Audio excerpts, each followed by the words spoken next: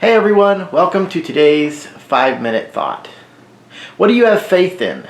We spend a lot of our lives placing our faith in people or objects. We learn a lot about gravity at a young age, and we trust that it's going to remain constant for us. The same thing goes for those that we place our faith in, our loved ones, our friends, and they take care of us. They meet our needs. We place faith in food, that it's going to give us the nutrition we need. We place our faith in schools or institutions or even organizations. We spend a lot of time placing faith in people or things. Sometimes it's easier to place our faith in things or people that are more predictable. They function the same way over and over and over again, and so we can have faith in them. If I go to my garage and grab a hammer, I can have faith that it has remained a hammer. It hasn't changed into Jell-O or become something different since the last time I put it away. Jesus talks a lot about faith throughout the Gospels. During many encounters with those who came to him seeking healing, he would say something like, "Your faith has made you well." At times, he would even rebuke his own disciples in regards to faith. He would say, "Why are you afraid, O you of little faith?" One example is when Jesus is asleep in the boat and a storm comes and it begins to threaten their lives. They frantically wake Jesus up, and Jesus' first words are, "Why are you afraid, O you of little faith?"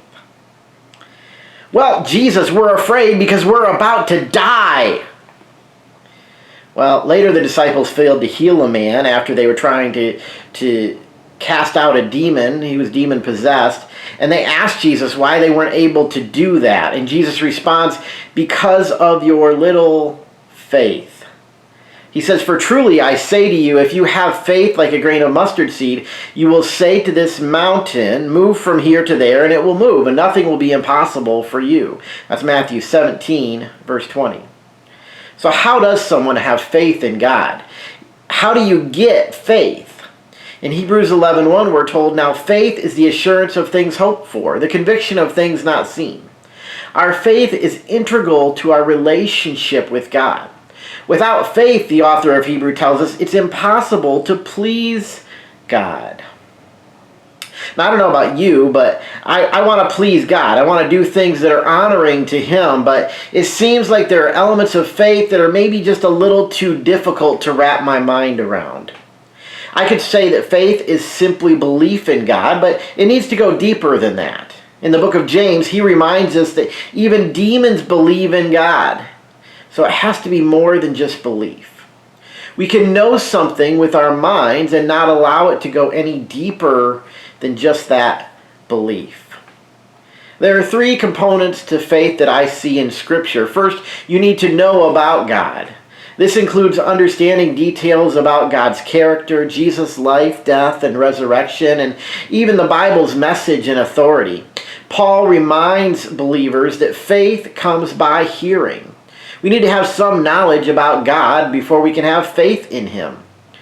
Our faith, however, doesn't stop at knowledge. We have to move from knowledge to belief at some point. We don't just know about God, but we believe that God is who He says He is, and He has done what He said He's done. There are also elements of trust that need to happen for there to be faith.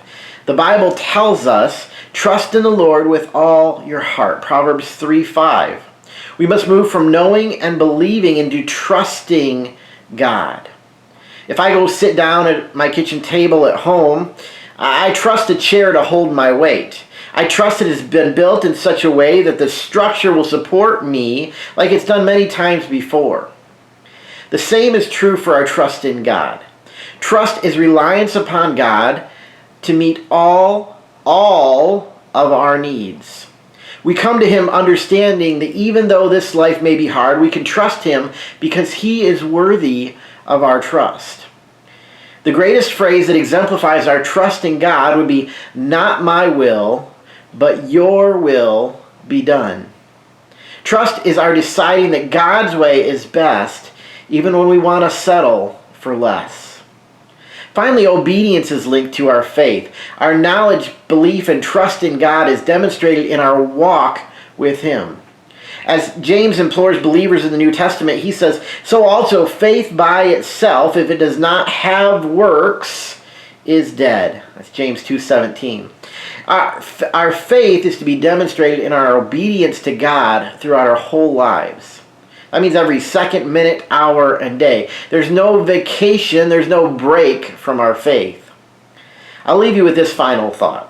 Faith is confidence and assurance that God is who he says he is and will do what he says he will do. That kind of faith takes understanding, belief, trust, and obedience. God will fulfill all of his promises to those who love him in faith. That's my 5-minute thought for this week. I hope you're having a great week. Feel free to like, comment, and share. God bless.